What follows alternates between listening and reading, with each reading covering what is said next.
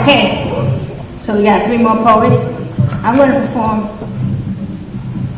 Hold on, let me try and tighten this up. Okay, this poem, I'm going to perform a poem, and then I'm going to let the other people go up. This is one of my favorite poems. It took a while to write. It took about 3 years to write. I'm not somebody who sits down and just writes a poem. I'm very methodical when I write. I put a lot of thought into it. A lot of my poems, if you care to have a CD, I'll give you one. But a lot of my poems have a lot of historical content to it. When I went to school, my major was history. I wanted to be a history teacher. Then I realized I didn't have the patience to teach. So, I ended up being in HR.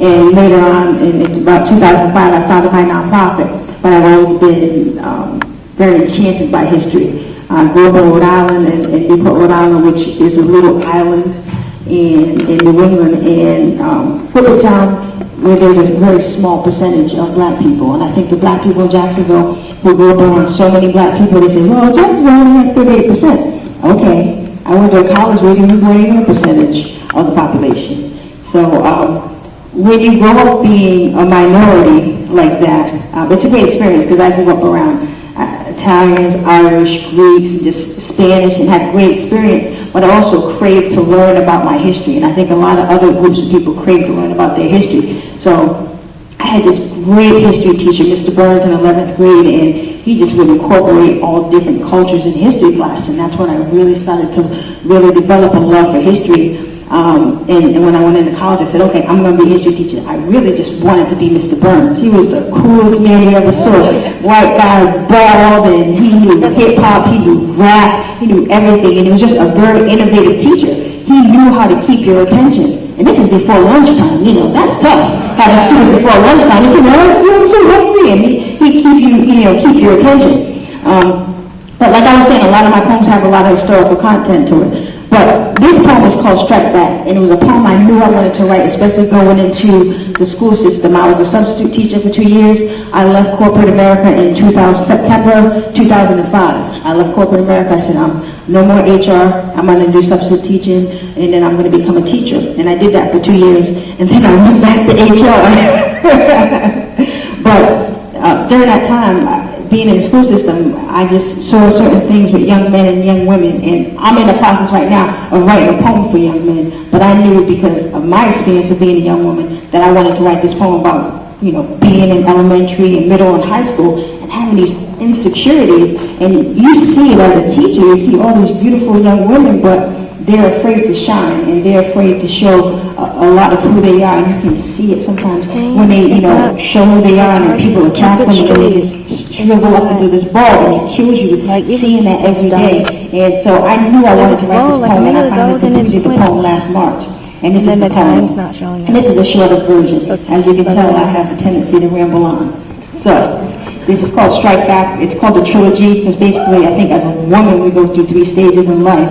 The young woman, teenage years, then our 20s, and I think most of the time when we hit our early 30s, that's when we really get our stride, when we really develop a sense of who we are, where we say, you're not going to be able to attack me like that. You're not going to be able to give me that look, and I'm not going to shrivel up. I am who I am, you accept it or you don't. That's the period of life where you start cleaning out your closet. You start making that list of friends and saying, nope. And you start really embracing the friends and family who really support you. And this poem is just about embracing who you are as a young woman, and I hope you enjoy it. This poem is dedicated to young girls who write poetry to bear their minds, to make room for new perspectives, and bear arms that embrace features yet to be seen in the media. Young girls who have to be talked down from the edge of disparity.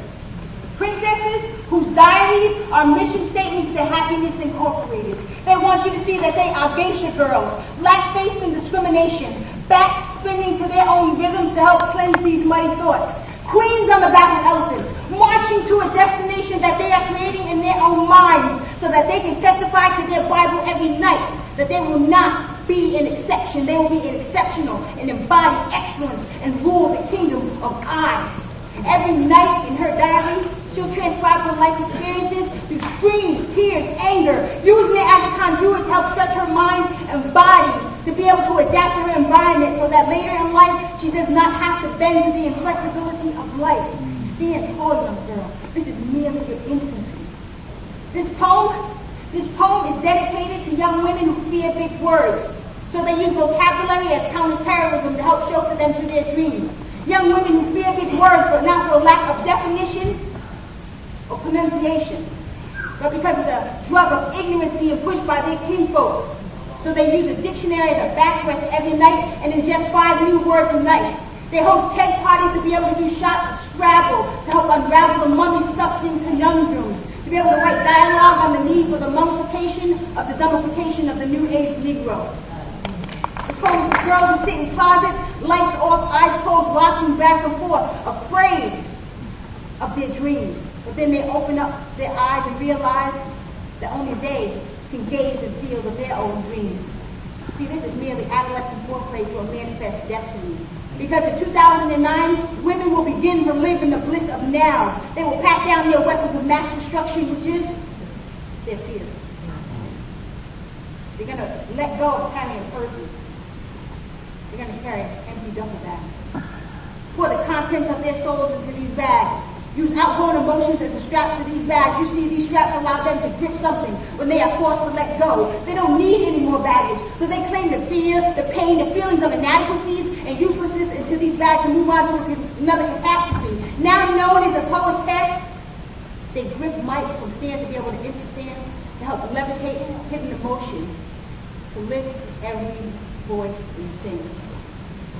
Now they can write their own biographies.